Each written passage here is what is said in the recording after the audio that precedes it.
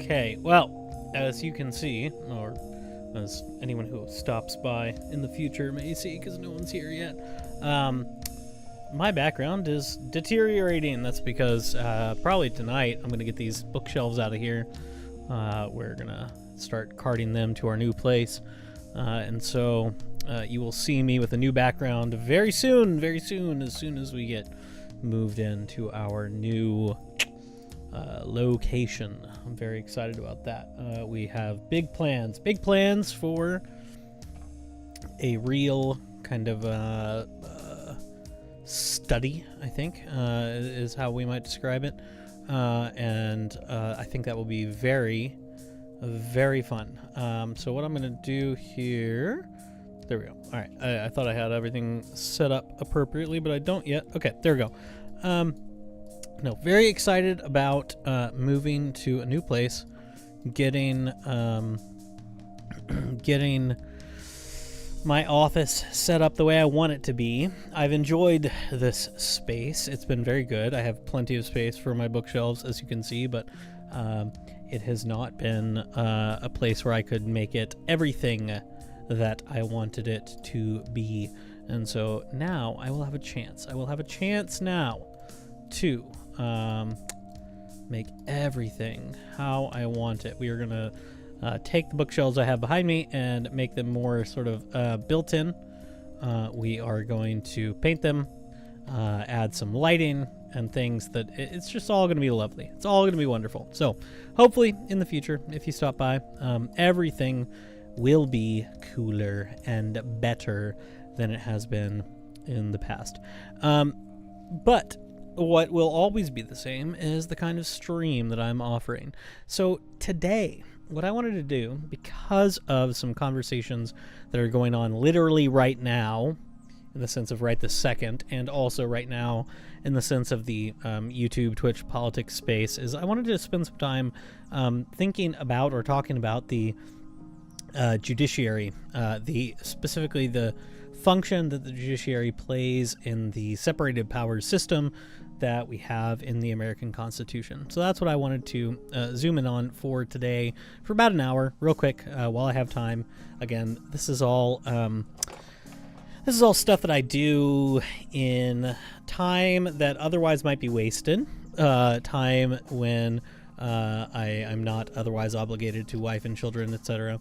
And so I'm trying to make it productive, and I'm trying to make it productive by bare bookshelves. I know all the books are gone. They're all in boxes or at the new house. We're getting there. But thank you for stopping by, Origin. I appreciate it. You will see the most beautiful bookshelves you've seen in your life very shortly, as soon as we get all our moving done. It'll be great. We have lots of sanding and painting and framing and installing to do, but it'll be great. I can promise you that. I'm excited about what my background will look like if you give me about 2 to 3 weeks, maybe.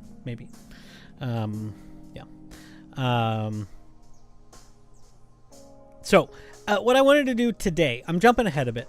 I am jumping ahead. I'm going a bit out of order of what I had planned for this productivity streaming for this period of my life, because I am, as I've said before, trying to hone a syllabus and a reader for an intensive class on the political thought of the American founding. And so I'm jumping ahead now into the Federalist. That I'm not done yet with John Adams, but since I only have an hour tonight, and since packing the Supreme Court is a very common topic at the moment, I wanted to go to a text that I think is sort of foundational for this. that I think is important for understanding these debates around court packing. And so to have this sort of as a resource that I could point people to, or to, at least just to refresh myself on it in the meantime. So I expect, as usual, we'll have a couple of people stop by, a couple of people chat. Origin has already showed up. Thank you, Origin. If you can like the stream, that'd be great, because apparently, I will say, the one encouraging thing about doing this multiple nights in a row is that YouTube Studio has told me that a lot of my viewers are coming from the homepage. People who are not subscribed to me are finding me in terms of occasional views on these streams. And so that's good. Very good. It means the tags I'm using are working. It means the topics are hitting the right people that I'm looking for. But also liking the stream does help that, apparently. That's what the internet tells me. So I'm not just begging because that's what everybody does. It's just apparently works. So even for somebody my size, just a couple likes does a difference, is what YouTube tells me. So I don't believe them, but I also kind of believe them. Okay, so what I want to do right now, let me see if I can. No. There. Okay. So I want to start here. Okay, hold on. I forgot how to set up. One second. Yes, I want to. There we go. What I wanted to show you guys first was this. And this is, I've told you that what I like to show my students is resources that will help them outside my class. Like, I'm very sensitive to the fact that the classes that my students take, they may not be their favorite classes. Oh, Origin, I just might. It might happen. You never know. I would not call these people swine. They're beautiful people, okay? But what I like to provide my students with are what I describe as the resources that enable them to understand and comment on these topics better than most people who are paid to do it, right? So if you come out of my class and you remember, oh, hey, I can go to congress.constitution.gov and read the Constitution and commentary on it, you're doing better than most people. If you come out of my class and you learn that you can go to the Congressional Research Service and learn about almost any political thing you care about, you're doing better than most people. Another resource that I recommend people look at is the Online Library of Liberty. So you can see it here at the top as the OLL. I don't have my URL here, but it's just oll.libertyfund.org. So the Online Library of Liberty is a branch of Liberty Fund. Liberty Fund itself is a nonprofit, call it a think tank, maybe, founded by a dude with way too much money who basically said, I want people to be studied in the ideas of liberty, and I'm going to use all my money to establish a trust that will go to the education of liberty, broadly speaking. So the classical liberal tradition, the American founding, etc., all of these things are part of what, and I'm forgetting his name right now, but whoever started Liberty Fund wanted to do. And so one of the advantages of that bit of generosity is that Liberty Fund's books are both very high quality and subsidized. So they do not necessarily make money on their books. They might break even on their books, I'm not sure. But you can get very, very high quality books for a reasonable price from Liberty Fund. And so, for example, here, they sell... if I could recommend to you any one edition of the Federalist Papers, it would be this one. So we have this edition that is edited by George Carey and James McClellan from Liberty Fund. It's the Gideon edition, though, which is the edition of the Federalist that has like the sort of standardized spelling, etc. Like it's like we took the original text, we cleaned it up. It's the standard scholarly version of the Federalist Papers. So that's the Gideon edition. And then James McClellan and George Carey provide the introduction and editing for this particular volume. If you are going to buy one in hard copy, highly recommend you can go here to this link here to this link at the Online Library of Liberty, and you can buy it for yourself. But the other thing that's really fun about Liberty Fund is that quite often their books are provided in open source format, and so you can go to any of these books that they sell and see, hey, do they provide this for free? And sometimes they do. So here you can click the downloads link, and they have an ebook PDF that you can get. The ebook PDF is produced from the HTML version of this book, but then there's another one, and this is what I love. Okay, if I am going to use electronic copies of books, this is what I use. I like to get facsimile PDFs of books. A facsimile is an edition made to look like another edition, right? So a facsimile copy of a first edition, like there's this organization called First Edition Library that produces facsimile copies of first edition texts. They look exactly like the first editions of those books. They have the same style dust cover. They're usually printed in the same size and format, etc. A facsimile PDF means that when I'm going through that PDF, I have the same page numbering. The layout is the same. If I have the hard copy on my shelf and then I come to my PDF document, they're the same. And that is really helpful for me because I tend to be sort of visual and spatial in the way that I remember texts. I remember as a young child, there was a preacher that we watched a couple of times. It's a long story, but videos of a preacher that I watched multiple times, and he had a sort of eidetic recall of scripture, but he would do it in his sermons, sort of going through, okay, like it's on this side of the page, then this column on this 2-column page, and then he would find it, grab onto it, and then quote it from memory. And he did that very well, partially through that sort of spatial memory. It's similar to the like kind of weird mind palace things you see described in things like Sherlock and whatever. But I'm similar to that, right? If I have read a book in hard copy and I've underlined it, I've taken marginal notes and everything, I can usually remember which side of the page it's on. And so that helps me locate it later. And it in general, the spatial location just really helps me. I loathe with burning passion EPUB documents or Kindle format documents that have sort of responsive text that you can shrink or expand and it changes the page numbers or locators. It's terrible. I hate it. So I love Liberty Fund because they produce both good hard copy text, but also often when those things are in the public domain or when they decide to make them available, they will provide you with a facsimile PDF that will match the document that you will get in person. And so I want to show you a little bit of that here. Let me do mute. Okay, so here we have the Federalist. This is the opening page of the PDF document. You can download for free from Liberty Fund. And let me just go. Let me pop it into the chat real quick. I can just do that. Boom. I own this channel. I can do.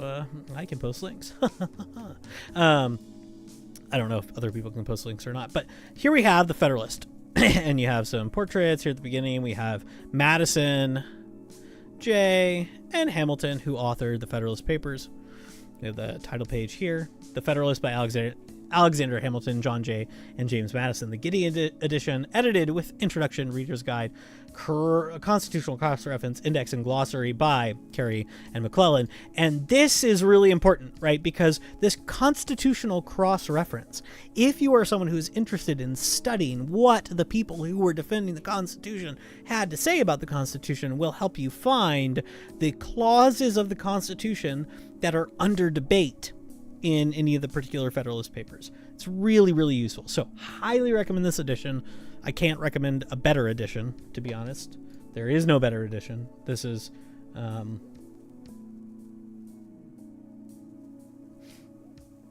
sorry. Okay. So we are jumping though. We're not going to go through the whole thing. We are jumping to Federalist 78. And we're jumping to Federalist 78 because, hold on, let me rearrange my browsers here so I am able to, there we go. Okay, beautiful. We're jumping to Federalist 78 because we care right now about the judiciary. The Supreme Court is a big deal. Within the next couple of weeks, the Supreme Court, well, I say couple of weeks, next 4 to 5 weeks, I think, before the Supreme Court goes on vacation. Within the next few weeks, the Supreme Court will announce an opinion on birthright citizenship.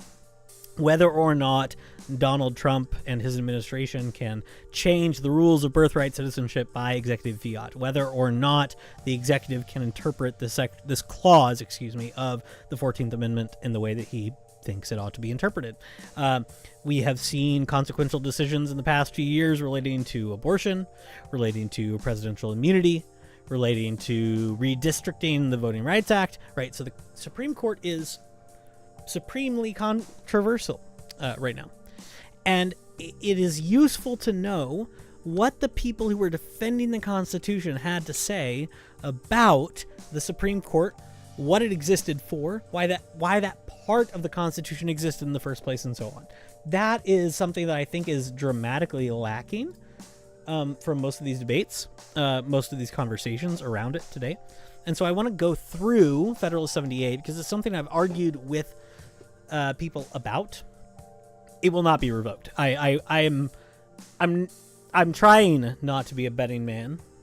I have proclivities. I enjoy a good game of poker, right? But I'm trying not to be a betting man. If I were a man who was still betting, I would absolutely bet that the birthright citizenship case will go 7-2 against the Trump administration at best. I think it could be an 8-1 or 9-0 ruling, depending on how narrow they make it. But I have no... I think the people who think that Trump will affect some sort of fundamental change in citizenship rules in this country are mildly delusional. It's just not. It's not as legally firm or historically firm or politically actionable as they think it is. So yeah, that's it will not be revoked. But so I want to jump today to Federalist 78. Before I talk about Federalist 78, what I want to do is say,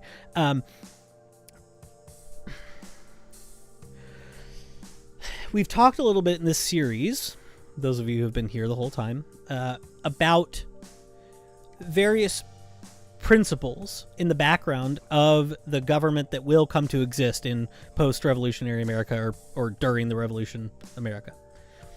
One of these principles is the separation of powers that, as we've seen from Adams, from Jefferson, from some other people, comes prominently from Locke, prominently from Montesquieu, but also prominently from history. So Adams told us way back in his dissertation on canon and feudal law, and he'll tell us again next stream when I get a chance to talk about his defense of the American constitutions, that the separation of powers goes back all the way to ancient Greece. That if you look at Sparta and the development of the Senate there, that's the first glimmers of the idea that, hey, if we separated out these powers, things would be better. And he kind of traces that through. He follows Montesquieu in some of these ways, but Montesquieu and Locke both talk about the separation of powers. Locke says, of course, that you have to have a legislative body and then an executive power. But one thing Locke misses that our American founders are very fond of is the third separation of power, which is the judiciary. Locke doesn't seem to care too much about this. Montesquieu gets it mostly. But what Adams says is that the foremost development in the science of politics that happens in the modern era is a clarity on the purpose, the use, and the actual structure of the separation of powers. That is, in the past, there was too great a unity between the different functions of government. We thought that maybe it would be more efficient or practical or better for the same people who make the laws to execute them, the same people who make the laws to interpret them. Adams says what we have advanced in the science of government, the science of politics, is an understanding of the separation of powers. And that understanding gets carried through into the constitutional ratification debates. Adams is very much on the side of a separation of powers. We saw that already when we read the Massachusetts Constitution as compared to the Pennsylvania Constitution. Sorry, there's something on the side I'm listening to that has distracted me. Forgive me. Here in Federalist 78, this is where we turn to the constitutional provision for the Article 3 Supreme Court. And I will say, one thing I don't like actually about the Gideon edition is I don't think it's actually helpful for students at the very least to... Oh no. Sorry. I forgot that these are hyperlinked, and if I click this, it'll take me back to the table of contents. It is a good thing about the PDF, by the way, that you can go to the table of contents and click it, and it'll take you there. But then I'm trying to highlight this, and I like, oh no, I've hyperlinked myself back. Okay, one thing I don't like about the Gideon edition is that it does tell you the authors of each of these. I think it's much more useful for students to read the Federalist first time through, treating all of these authors as the same person, which is how it was published, right? So if you're not familiar with the history, during the constitutional ratification debates, the proposed constitution was very controversial, and it was very controversial in several key states that needed to be won for that document to be ratified. One of the states in which it was very controversial was New York, and so the Federalist Papers were published primarily to persuade the voting public of New York that the proposed constitution was good, just, etc. Like it checked all the boxes. And so Hamilton, Jay, and Madison get together to publish these essays and make a decision, a very intentional decision, to publish them all under the same name, the pen name of Publius, which calls back to Roman Republican, etc. Don't ask me right now. I'm not going to give the history because, again, every time I try to do the history stuff, I get something wrong and someone corrects me, and I'm not going to do it today, okay? But they publish under the pen name Publius as one author, and that is actually really important. And actually, there's a really funny trend in scholarship where there was a period of time, especially in 70s, 80s, and so on, in which it was most popular for scholars to try to both identify the authorship of these papers where authorship was uncertain and make arguments about differences between the authors within the papers. It is more popular now, or has been more popular recently, to publish scholarship on Publius treated as a singular author and character rather than trying to do some sort of authorial intent interpretation on each of these papers. It's been a really interesting trend to watch, but some of the greatest scholars that I know have published really impressive work on the Federalist that basically strips away all of that debate about who authored which paper and which one meant which time. It says, no, let's treat this as a text. Let's treat this as a document and see what it tells us across it.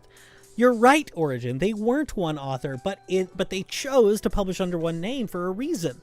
And if we take that seriously, that means something, right? Linguistic historiography is interesting. Yes, 100%. This, by the way, Jacanadar, is the one place where I see a really productive use of AI or digital humanities in general. Is I think you can do really fun work with like the thing that large language models were designed to do is perfect for helping us identify authorship of things like this, right? I can take a large language model, feed it a bunch of training data, give it the Federalist, and say, based on the training data you have of these three authors, tell me which of these texts is most likely authored by which person, and it can do that prediction pretty well.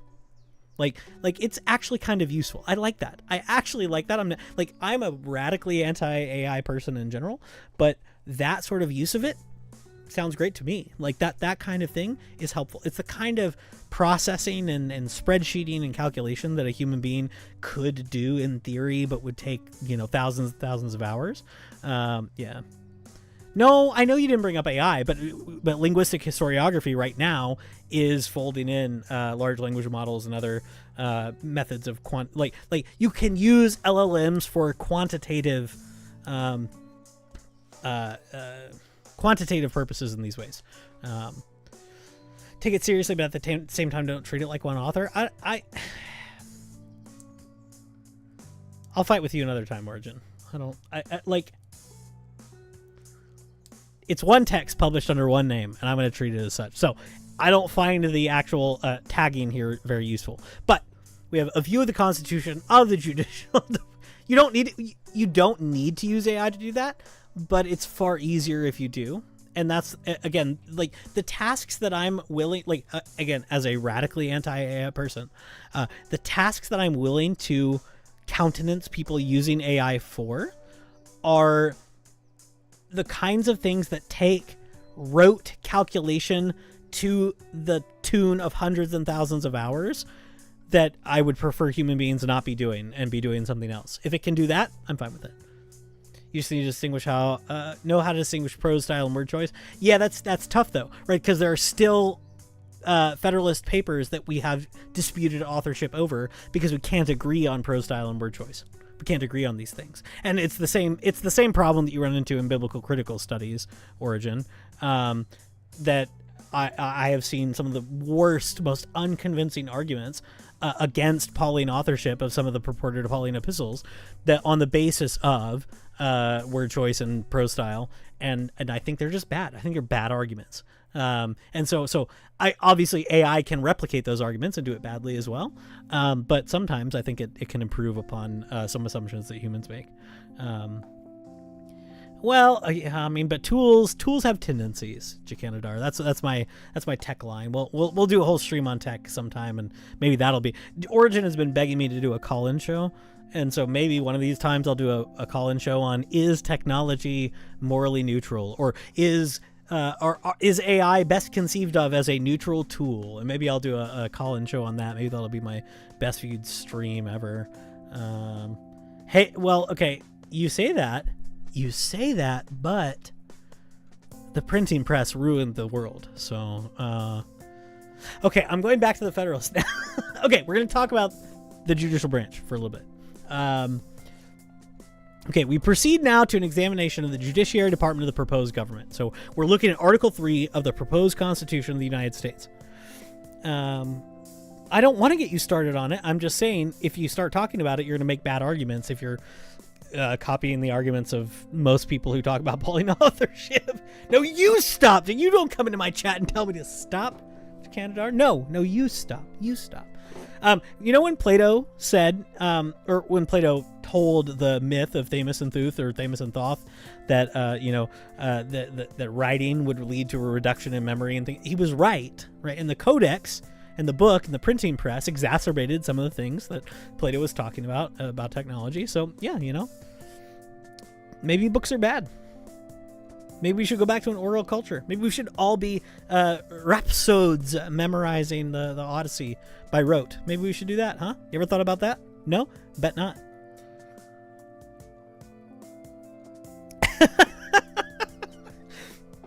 I mean, look, if you clearly aren't interacting with enough Catholics after the lamentable passing of our good friend, right?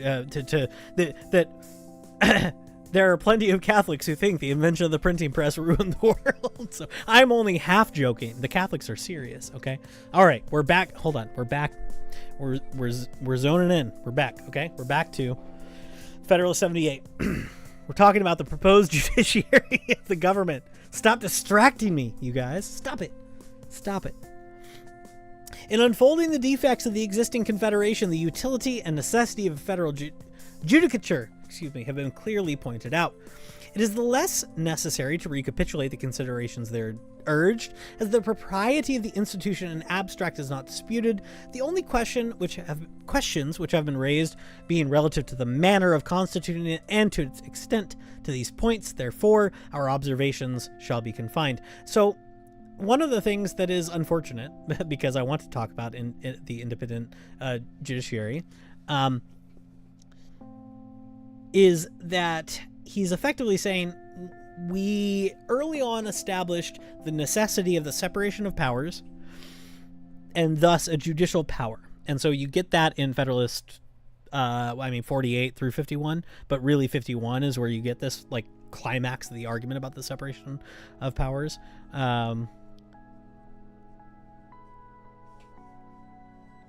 No, I know. Yeah. No, that's, man. One of the group is also, wait, are you former SSPX, or was that Desperado? I can't remember. I'm sorry. My mom was raised Catholic, but not weird Catholic. I have a lot of friends who are cradle Catholics, but so many more friends who are converts. So, man, I haven't had a good, Catholic theology arguments for a while. Okay, the manner of constituting it. So how are we going to make up this? Okay, that's what I thought. Okay, How are we going to make up this judiciary? And what is the scope of their authority going to be? Okay. The manner of constituting it seems to embrace these several objects. First, the mode of appointing the judges. Second, the tenure by which they are to hold their places. Third, the partition of the judiciary authority between different courts and their relations to each other. Okay. First, as the mode of appointing judges, this is the same with that of appointing the officers of the union in general, and has been so fully discussed in the last two numbers that nothing can be said here which would not be useless repetition. So if you want to hear about the judicial nomination process, where the president puts forward someone to be nominated and approved with the advice and consent of the Senate, you can go read about that in previous papers. Second, as to the tenure which the judges are to hold their places, this chiefly concerns their duration in office, the provisions for their support, the precautions for their responsibility. So, how are we going to do that? Well, we're going to appoint them to office during good behavior, which is conformable to the most approved of the state constitutions. This is important, right? Again, I haven't gone through Adams' defense of the American constitutions, plural, yet, but Adams defends the state constitutions as providing models for liberty, as good models for both the country and the world. And Hamilton here, Publius here, rather, excuse me, origin, it's Publius, not Hamilton. Hamilton's identity has been effaced. Publius here says that we need to model the best state constitutions, which is we are going to appoint judges for life. Why? Why would we do that, right? When they say for good behavior, that basically means you're appointed a judge for life unless you screw up, right? You hold it until you're so morally that you can't do it anymore. Why? Why would we do that? Well, if you go back to the Declaration, which we talked about a couple streams ago, one of the concerns of the English system, or the English colonial system specifically, was that there were judges in the colonies whose good standing depended on the pleasure of the king. Oh, I would love that. I would love that, Jacanadar. I will eventually do Colin style streams on this, but so far I've just been trying to plow through some material. The only reason I'm doing this tonight is because I was like, well, I've got an hour. Right now there are people debating the Supreme Court and packing it. So I might as well jump to Federalist 78, but man, dude, I love Adams so much. And I'll be honest. Look, guys, I have to tell you, I'll be honest, okay? You can see empty shelves behind me now, but before this, I had lots of books on my shelves. I've not read every book I own. I'll be honest. I've not read every book I own. And I'll be honest, too, I've not read everything that the Founding Fathers wrote. So Adams wrote the defense of the American constitutions. That was, in his mind, kind of his magnum opus. It was a 3 frickin' volume book. 3 volumes to finish that whole book. I have not read the whole thing, okay? I haven't. I'm sorry, I haven't. One day I will. I'm working on it, but I haven't, okay? So, what I have read is both the selections in the volume of John Adams that I use to teach, and what I've read are significant chunks from the full set of Adams works that I'm working on building. How many have I read of my own collection percentage-wise? That's a really good question. I haven't added it up recently. I think it hovers around 50% usually. Like, I end up reading a bunch and then buying more and reading a bunch and buying more. I think I've read about half of the books I own. Probably less, though, if I'm being ruthlessly honest. But, I mean, if I just think about the total number of books that I own and the number of books that I've logged on something like Goodreads, I think I approach half sometimes. But I think it's Umberto Eco that has quotes about, like, a book unread is more valuable than a book read. Yeah, I don't care about Volman. I'm talking about Adams, okay? Okay? Come on, man. Come on. I'm talking about Adams. I don't care about Volman. I don't care about anything that you're talking about, Origin. I love you, but I don't care. I just don't. I'm sure, by the way, that Volman and Habermas, and I'm sure these guys are probably actually more interesting thinkers than Adams. But I love Adams because he's a kind of excellent everyman, and that's why I think he's so valuable. So I'm absolutely confident that Habermas did. I know. I'm sorry, Origin. I apologize. But I'm absolutely... I mean, there are multiple Habermases, but the one I'm assuming you're thinking of, I'm absolutely confident he's a better thinker than Adams. But I love Adams, and I will never forsake him. So, okay, back to Hamilton. Okay, but again, okay, rewind. Why? Why would we have lifetime appointment of judges? Like, this seems, to some people right now, arguing about the Supreme Court right now in my ear, that I'm kind of half listening to, not Gary Habermas. Okay, fair. Okay, no, I had too many things to say to that. Why lifetime appointments? Well, because the colonists had experienced that judges who were dependent in any way on the executive for the tenure of their officeship were not reliable judges. They didn't do the job that judges were for. And so lifetime appointed judges who had protections in the law that meant their salary couldn't be reduced, they couldn't be effectively or actually booted from office, that was better, right? So that's the principle here. So the standard of good behavior of continuance in office of the judicial magistrate is certainly one of the most valuable of the modern improvements in the practice of government. And so this is going to match what Adams says about the practice of government. He says the science of government has not really changed that much since the ancient world, since Aristotle developed his tripartite division of government along good and bad lines, and then said maybe the best government is a mixed government. Adams is like, yeah, we kind of figured that out. Actually, the thing that we fixed, the things that we've done better, are we figured out we need a judge to adjudicate cases, and we need that judge to be independent. Okay. In a monarchy, it is an excellent barrier to the despotism of the prince. In a republic, it is a no less excellent barrier to the encroachments and oppressions of the representative body. And it is the best expedient which can be devised in any government to secure a steady, upright, and impartial administration of the laws. Whoever attentively considers to the different departments of power must perceive that in a government in which they are separated from each other, the judiciary, from the nature of its functions, will always be the least dangerous to the political rights of the Constitution. No, you can dissent. You're allowed. This is, I think, probably the most controversial part, right? For some people, this is evidence that Hamilton or Publius or, all the Federalists are just ignorant and failed prognosticators, right? The idea that the judiciary would be the least dangerous branch is one that is not intuitive today, right? Now, it certainly was intuitive for many decades, where the Supreme Court has consistently for many years been the most popular branch of government. If you just poll people on how good of a job do you think the president is doing? How good of a job do you think Congress is doing? How good of a job do you think the Supreme Court is doing? Do you trust them? The Supreme Court has always been on top. But of course, if you think if you're no fan of Dobbs, if you're no fan of the Trump immunity decision, you might think, how naive to think that this branch is the least dangerous to the political rights of the Constitution. Why would we think that? He says, because it will be least in a capacity to annoy or injure them.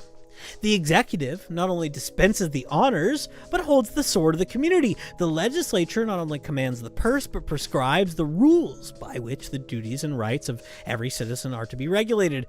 The judiciary, on the contrary, has no influence over either the sword or the purse, no direction of strength or wealth of society, can take no active resolution whatsoever. It may be said to have neither force nor will, but merely judgment, and must ultimately depend upon the aid of the executive arm, even for the efficacy of its judgments. And this part I think is true.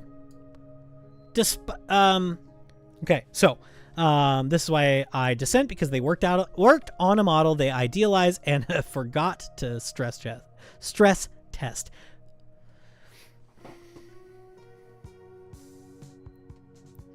Let me see if I can push back effectively. I don't know if I've ever pushed back in a way that would ever change your mind, because you're a smart man, you're a well-read man. I think you know the counter arguments, right? But let me push back in a way that I think might counter that, which is, I don't think they forgot to stress test it. I think they assumed that if stress tested, they would be proved right. Right? This last line. They must ultimately depend upon the aid of the executive arm, even for the efficacy of its judgments. If the Supreme Court says something that enough people don't like, what stops them from ignoring it? The threat of enforcement, maybe, right? So the executive branch will carry out whatever it says. What else? What stops them?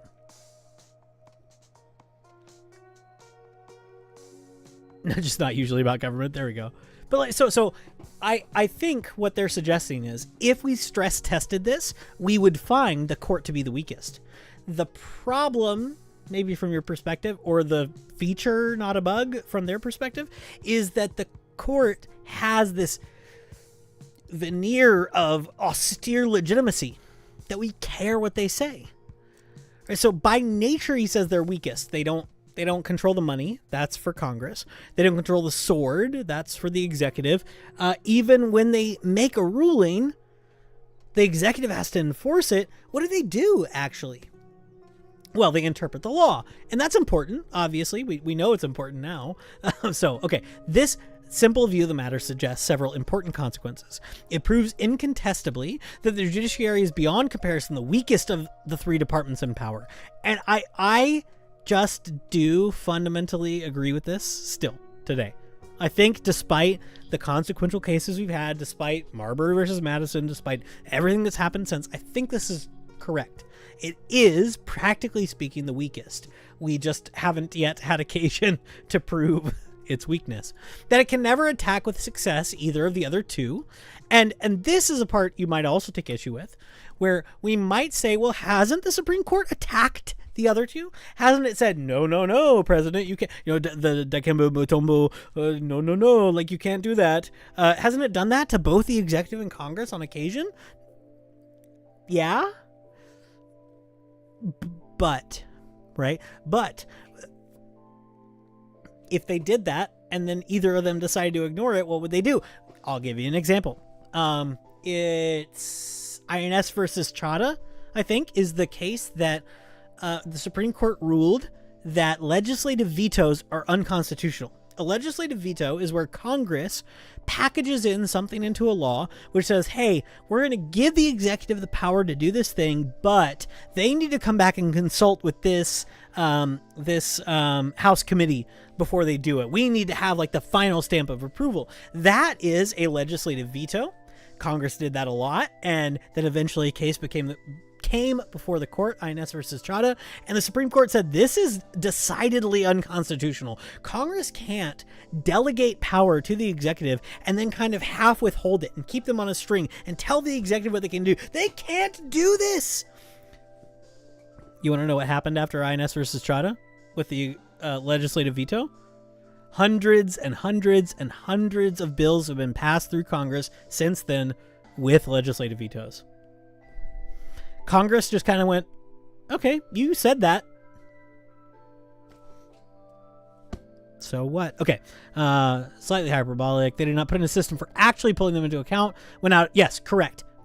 That's true. There is no system in, like, if you just read Article 3 of the Constitution, if you know how the Supreme Court works, there's nothing in the structure that makes the Supreme Court accountable to the people. You are absolutely right. Other than impeachment by the people's elected branch, but that's very rarely happened for federal justices.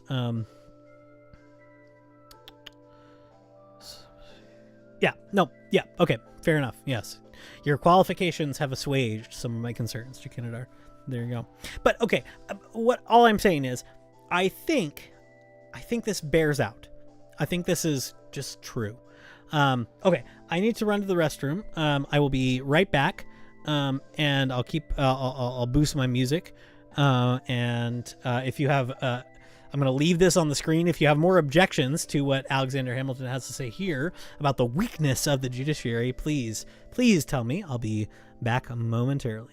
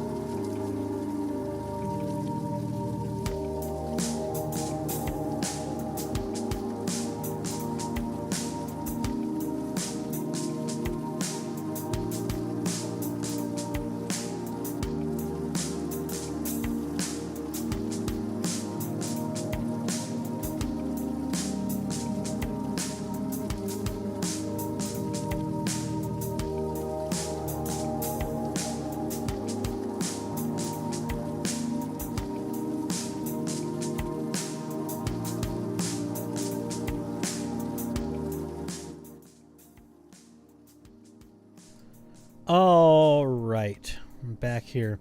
Okay, I have something to catch up on. My disagreement can be summed up with an easy colloquial. Hamilton got it wrong not because he was wrong about his time, but because he was hubristic in his belief that humanity that's changed. Sorry, I maybe misread that. Humanity had changed. It was somehow stopped changing. Okay. I need to think about this because I mean, the most famous statements about human nature in the Federalist are authored by him, or by Madison, rather. So bring Origin back to tell me, haha, the authorship matters. And that may be because Madison was educated in a more pessimistic tradition than Hamilton was, right? So Madison is educated at Princeton at a time when Princeton is still, if not fully, like, you know, historically little o orthodox in the Puritan tradition, it's at least like you have, I think it's John Winthrop is one of his mentors there. If I'm wrong about that, someone can correct me historically. Actually, there's an essay that I assign in my in my federalism class where we talk about there's this guy, so there's this journal called Publius, a Journal of American Federalism, and there's an author who wrote an article about Madison's view of human nature and the history of federalism, right? The idea that we need to separate power between some sort of centralized government and the state and local governments is one that grows out of a kind of pessimism about human nature. And this author of this essay talks about how it's just kind of a, like, there, historians in the past have kind of said, man, it's just a mystery where Madison got his theory of human nature from. We just don't know why he thought these things. And he's like, it's obvious if you just understand the religious history. It's obvious that he onboards a Christian or specifically Protestant Calvinist view of human nature. That's why he's so pessimistic about human nature. That's why we get these wonderful lines about if men were angels then, right? So you may be right that Hamilton may not fully be accounting for human nature. I think if we treat Publius as a singular author, the Federalist Papers in general are accounting for human nature. And I think, too, that what Hamilton is saying is accounting for this in the sense that in the institutional makeup that's described in Federalist 51, or really like 48, 49, 50, 51, in the separation of powers that they're defending, what reason would they have to think that the Supreme Court would gain extra power, right? What mechanism, like, so looking at what Hamilton has here, he says they have no power of the sword, they have no power of the purse. What reason would we have to think that they would gain some sort of overweening power over the other branches? And this is something I bring up to my friends who are very skeptical about the court right now, is to the extent that we think the Supreme Court matters so much, it's kind of by convention.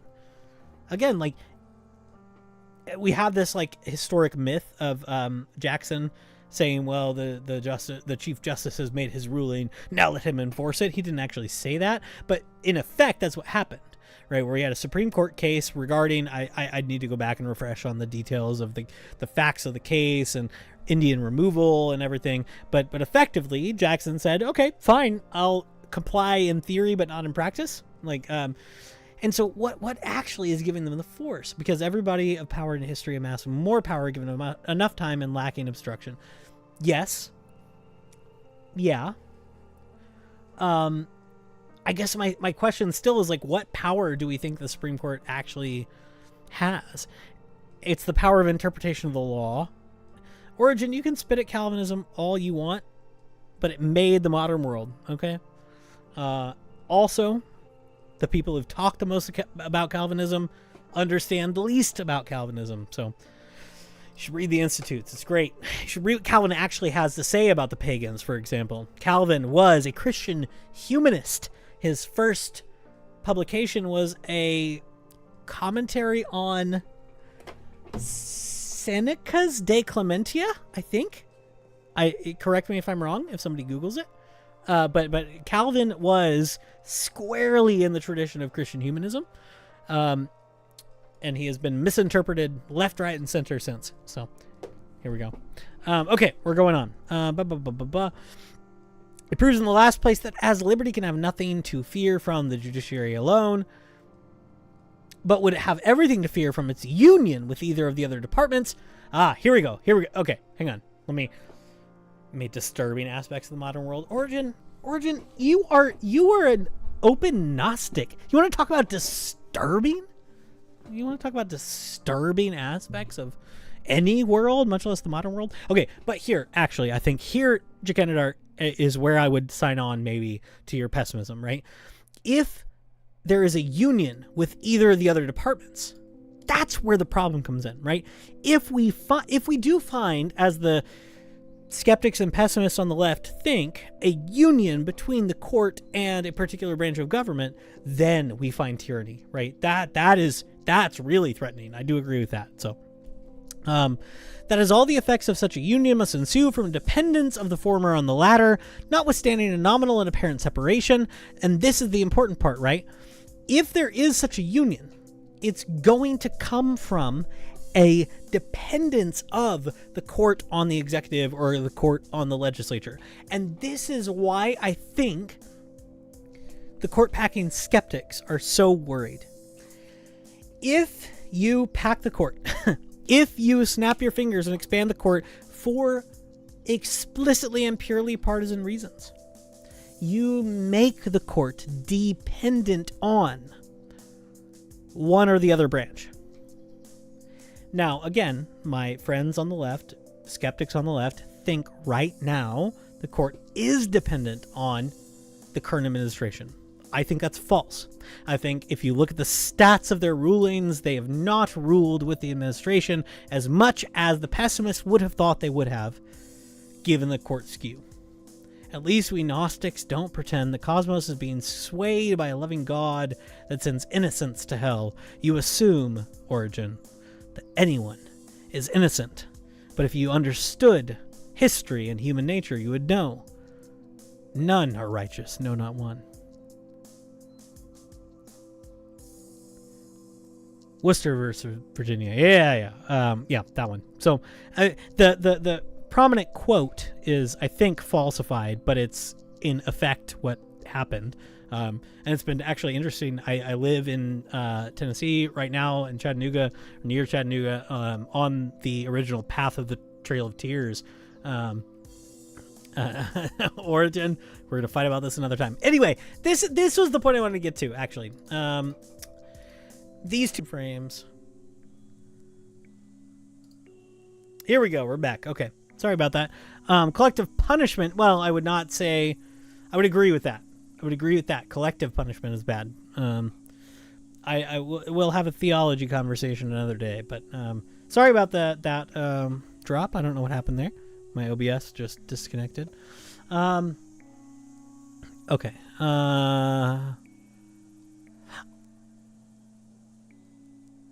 Okay, 1 second. Original sin. I mean, you can puke all you want. I mean, we all have some bad ideas, don't we, Origin?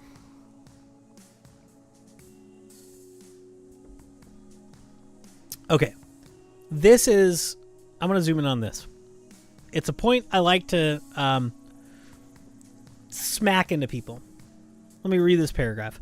The complete independence of the courts of justice is peculiarly, essential in a limited constitution. By a limited constitution, I understand one which contains certain specified exceptions to the legislative authority, such, for instance, that it shall pass no bills of attainder, no ex post facto laws, and the like. Right. So the proposed constitution says there shall be no bills of attainder. That means laws targeted at specific people. So the proposed constitution has in mind the idea that law should be general. A bill of attainder is a law that is passed by the legislative body that targets some specific person. That's like a warrant. That's a prosecutorial charge. That's not the job of the lawmaking body, right? So bills of attainder are right out. Congress can't do them. Ex post facto laws, similarly, are right out. An ex post facto law would be, today we make it illegal for you to do a thing you did yesterday, and then we punish you for it. Those two things, the proposed constitution says, Congress can never do. Limitations of this kind can be preserved and practiced in no other way. In no other way than through the medium of the courts of justice, whose duty it must be to declare all acts contrary to the manifest tenor of the Constitution void. Without this, all the reservations of particular rights or privileges would amount to nothing. So here we have a strong and emphatic statement of what becomes this thing we call judicial review, right? Hamilton here, Publius here says, Article 3 says we are going to have a court that will hear final appeals, that will hear appeals of, or will hear cases about lawsuits between states, that will hear things relating to its original jurisdiction as outlined in the Constitution.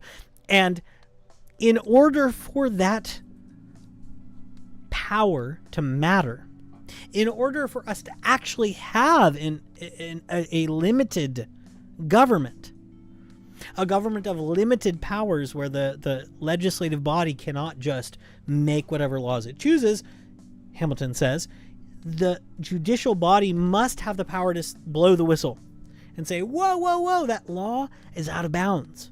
That's really, really important. my private collective or collect would kick us out for being. I mean, look, I would gladly have you all in any community I was a part of. I just would, brand you as heretics, right? You would have to wear it on your forehead before you came in, right? I think that's my proposed solution. If you're gonna have bad ideas, I need to see it on your forehead before you enter into conversation. My private college? I mean, you could come to public events. I don't think either of you would want to be there as students. Being a long-term member of the community requires certain buy-in to certain things that college. Kick you out? No, I mean you could either. Actually, Origin has come to a lecture of mine at my school, and either of you would be welcome at many of the events that we have, and would be welcome to ask very strongly worded questions. Yep, you'd be more than welcome for that. So, okay, this is what I was aiming at here. So this is actually, let me go on, because this is. I've heard people recently say things like, at the founding or at the ratification of the Constitution, there was no judicial review. That's kind of true in the sense that the power of judicial review is shaped, molded, modified by Marbury versus Madison that comes post 1800. It's not explicitly present in the first decade or for first couple of years at least of the ratified Constitution. It's not true that it wasn't envisioned by the people we call founders. Right? Our framers of the Constitution, including Hamilton, including Madison, including Jay, knew or presumed that this would be a part of the Constitution. Now, it's a contested part of the Constitution where there are people who are signing onto the Constitution, like saying, I support this document, who are telling their constituents, no, this document doesn't include judicial review. And there's the opposite. And here's the opposite. There is no position which depends on clearer principles than that every act of delegated authority, contrary to the tenor of the commission under which it is exercised, is void.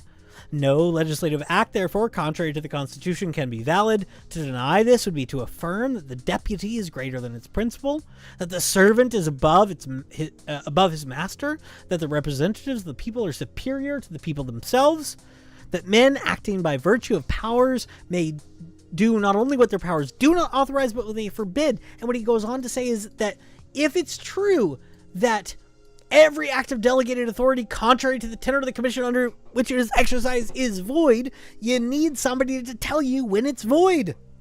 And the people properly situated to tell you when it's void are the people with the least political power. Right?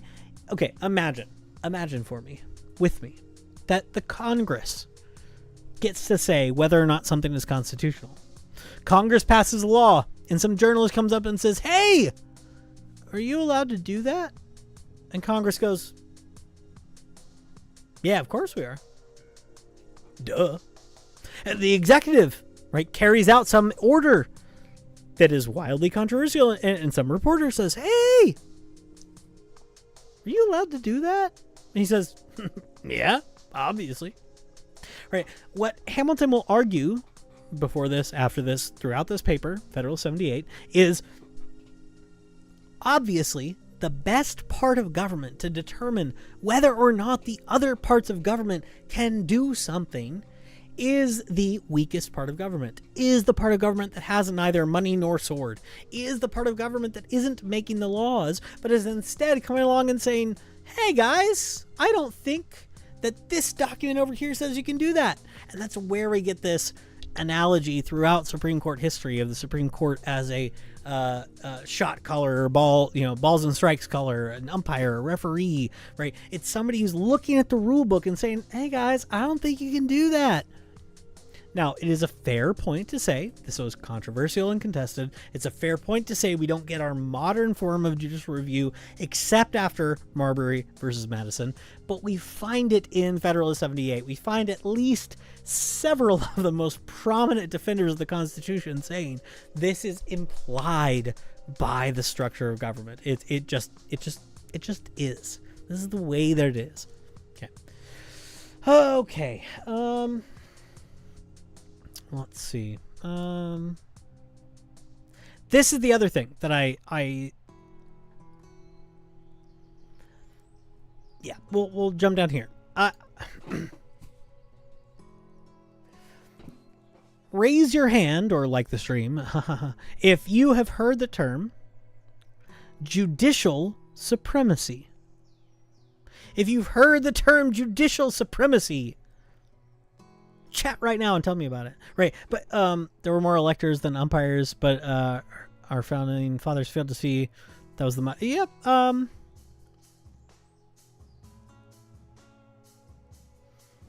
on, sorry. There's a spider. He's probably a good spider, but I gotta deal with him. I'm sorry, my wife will kill me if I don't. Hold on, I'm sorry, little guy. You just mind your own business, but all right. Okay, sorry. Don't get you started. Oh, please, Origin, tell me what you think. If you've heard the term judicial supremacy,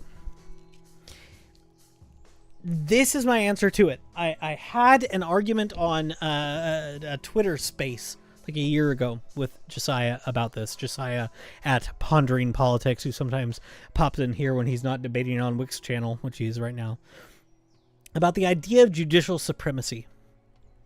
And here is where Hamilton denies, I think, what the current Supreme Court reformers affirm. And I think Hamilton is right. Okay? Hamilton says, nor does this conclusion, that is the conclusion that it ought to be the legislative, or sorry, that it ought to be the judicial branch that acts as a check on the legislative and executive branch when they go afield of the Constitution, nor does this conclusion by any means suppose a superiority of the judicial to the legislative power. It only supposes that the power of the people is superior to both, and that where the will of the legislature declared in its statutes, stands in opposition to that of the people declared in the Constitution, the judges ought to be governed by the latter rather than the former. They ought to regulate their decisions by the fundamental laws rather than by those that are not, those which are not fundamental, sorry. So, the argument made here is we have a fundamental law of the land. That is the Constitution. Somebody has to interpret and apply the Constitution. Now, the advocates of a certain judicial philosophy called coordinate construction will say each of the branches interprets the Constitution as they go about their business, as they do their jobs. And that's kind of true. Jefferson is a coordinate constructionalist, however you say that, man. But what Hamilton is saying here is that the buck stops somewhere. The buck stops with the people who get to come along and say, whoa, here but no further. Whoa, the Constitution doesn't let you do that. He can never hold my attention for his content. Yeah, no, I love him too. He's a great guy. I enjoy engaging with him. I think we disagree on almost everything politically, but I respect him a lot, and he apparently respects me. Which bothers some people that they're like, you should think about what it means that somebody like Josiah respects you. I'm like, I think it means that I have principles. I don't know, whatever. But I just agree with Hamilton here. If you are having an argument about judicial supremacy, what I would say is a Marbury versus Madison view of judicial review does not mean judicial supremacy. The idea that it is the job of the Supreme Court to tell us what the law is and means, that's not judicial supremacy. It just means that the Constitution is supreme, and if you want to change whatever the court finds, change the law or change the Constitution. That's sort of the conclusion for me.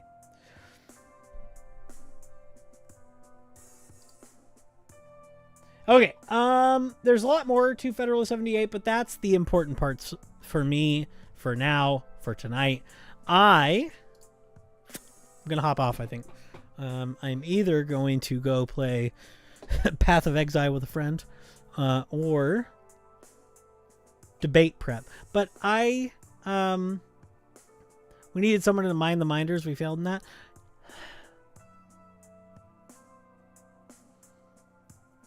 I agree, but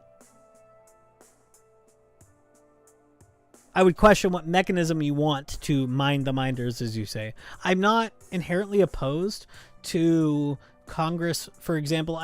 So there's debate over the constitutional permissibility of a simple law establishing an enforceable code of conduct for the Supreme Court, for example, right? It's possible, for example, that Congress could pass a law that says, here are the XYZ reasons that we will agree to impeach a Supreme Court justice. They could do that, probably. Right, so the Congress has the power to impeach a Supreme Court justice, and so they could potentially pass a law that says, here are the circumstances in which we would do that, and that would make it more enforceable. It would require them to sort of follow their own enforcement mechanism. They would have to self-enforce in that sense. Popular referendum, that's... I think the problem there is that the problem in principle from the Federalist perspective is that you make Supreme Court appointments and decisions dependent on the popular will in a way that we have intentionally insulated them from. And I don't love that, right? I would like Supreme Court justices to be able to make unpopular opinions, like Brown versus Board of Education, for example, right? Very unpopular decision. Like the decisions, for example, that happened with respect to burning the flag and prayers in schools. All those were, if you just took a public opinion poll, if you just took a public referendum, very unpopular. I'm pretty happy in general with the fact that the Supreme Court was able to make those decisions, I think. So I would prefer that they be shielded from that sort of like popular sentiment in a way. That would be my preference. Oh, further impeachment? Yeah. But I guess I would question like what would lead to raising articles of impeachment, what threshold in Congress, etc. Yeah. So like 2/3 of both houses, and then it gets submitted to public referendum or something like that. Yeah.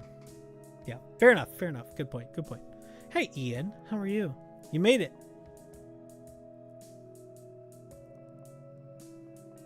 Okay, well, I think I'm going to get off now. I made it through a decent amount of Federalist 78. Again, mostly because the court is spicy topic right now. So I jumped ahead a little bit. But it was fun. I enjoyed it. Thank you guys for stopping by, Jacanadar and Origin. I disagree with you both so much, but I also love you. You're great people. So thank you for stopping by. Have a good night. Tomorrow, by the way, guys, tomorrow night, at about 9 p.m., I will be talking with Ryan Mullally, our good friend of the stream, Ryan Mullally, who I have strong disagreements with, some agreements with. Some people hate him. Some people love him. We're going to be talking with Ryan Mullally tomorrow at 9 p.m. Eastern time. And I think what's going to happen, I think Ryan is going to be trying to tell me why I'm not a conservative, which is really offensive because this is a self-professed Democrat for his whole life. And so I would be like, what's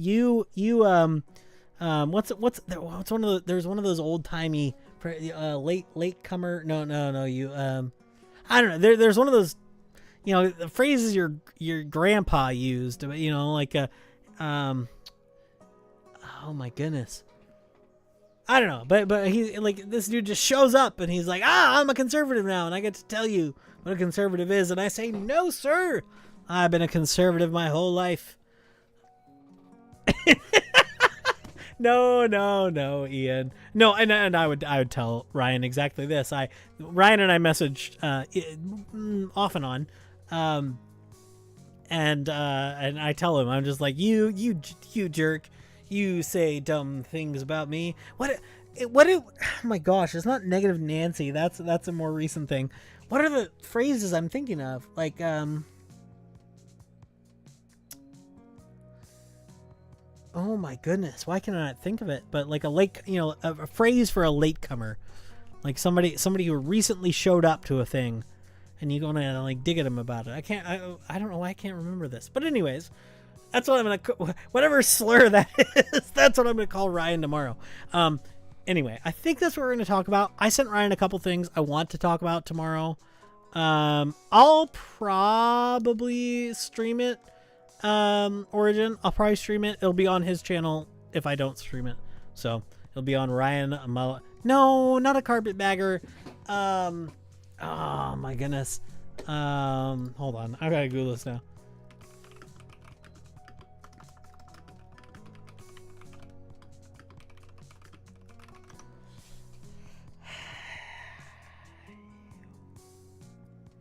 It's not like hanger on. It's not like it's not, oh my goodness, what is it? There's one particular phrase that I'm thinking of.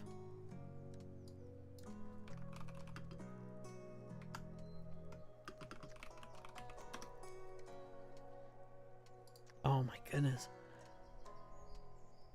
I can't find it. I don't know what is happening. I'm very upset. Bandwagoner. It's Johnny Come Lately. There you go. Oh my goodness, you got it. You got it. Thank you, both of you. Johnny Come Lately. That's what I'm thinking of. Yes. Because the positive version I was thinking of was like a Johnny on the spot, right? Somebody who's on it, right? Johnny on the spot. Johnny Come Lately. You got it. Yeah. You nailed it. Oh my goodness. Thank you guys. That was like an itch I was going to have to scratch later tonight. I was going to find a way. Yeah, Johnny Come Lately. Yes. So what I'm gonna tell Ryan tomorrow is no freaking Johnny Come Lately to call himself a right-winger conservative is gonna get to tell me what it means to be a conservative. So what I did was I sent him, I'll post this in the chat as well. I sent him an article from Russell Kirk on Russell Kirk's 10 conservative principles. And I'm sorry, Jacanadar, if this shocks you and offends you, but I generally subscribe to, I think, most of these in most reasonable forms. And I think this is a fairly good condensation of what I think it means to be a conservative. I also think that somebody could subscribe to all 10 of these to greater or lesser degrees and come away from it very, like, shockingly opposed to the contemporary Republican Party, which is where I find myself, right? So I think on the basis of these principles, I can look at MAGA and say, woo, not conservative, ooh, bad, don't like, right? Even if there are things that they're like what Ryan likes to talk about is that they're directionally oriented towards some policies he prefers. Yeah,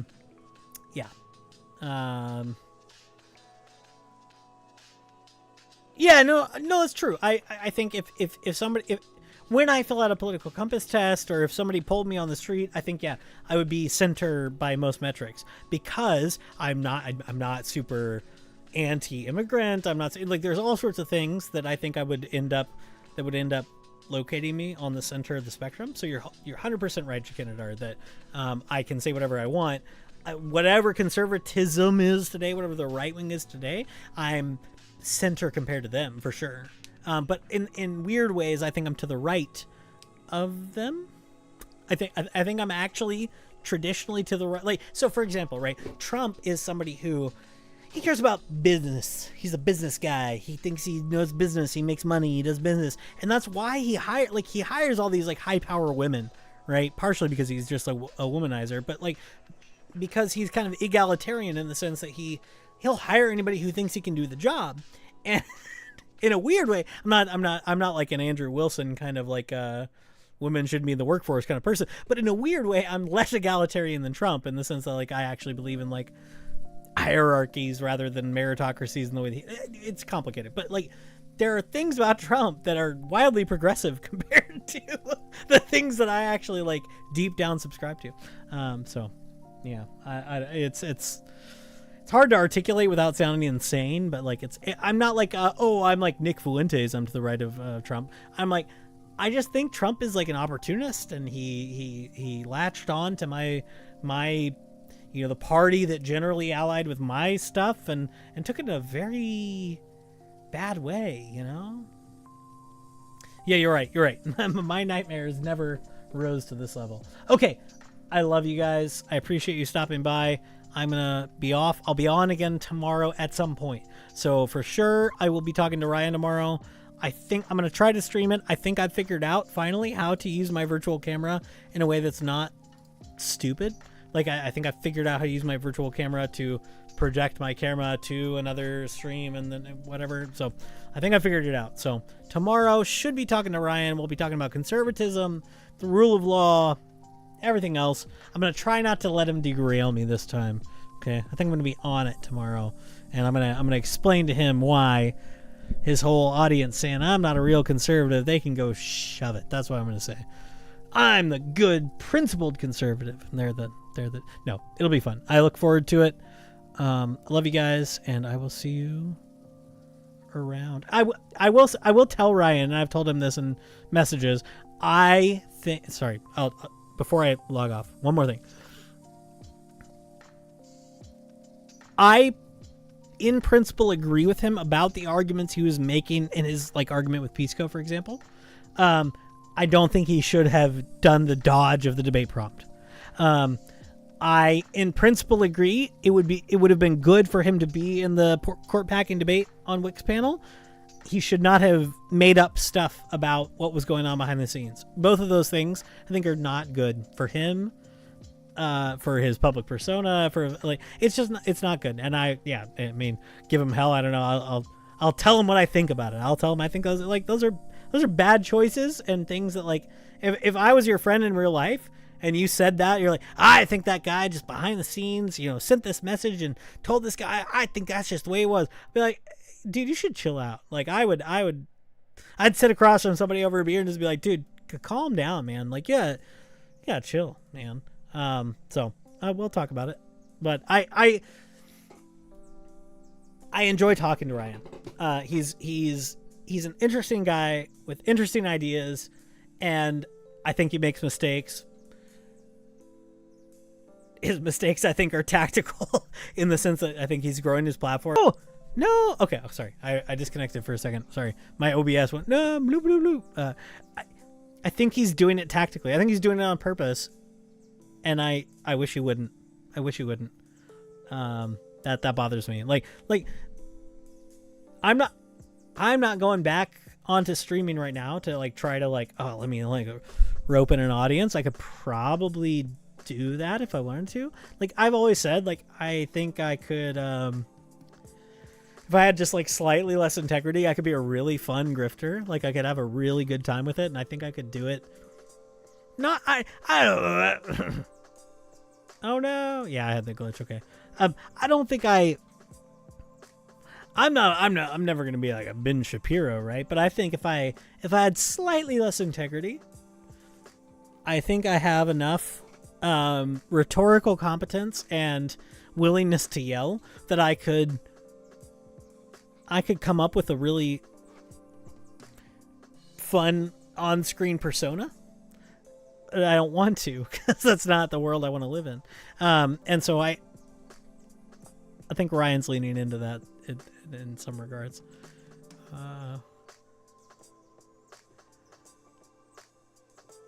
Oh yeah. Oh my goodness. Oh, I think almost anybody with smarts and rhetorical skill, background intelligence, yeah, you could make a cult, man. You could do it. But I'm glad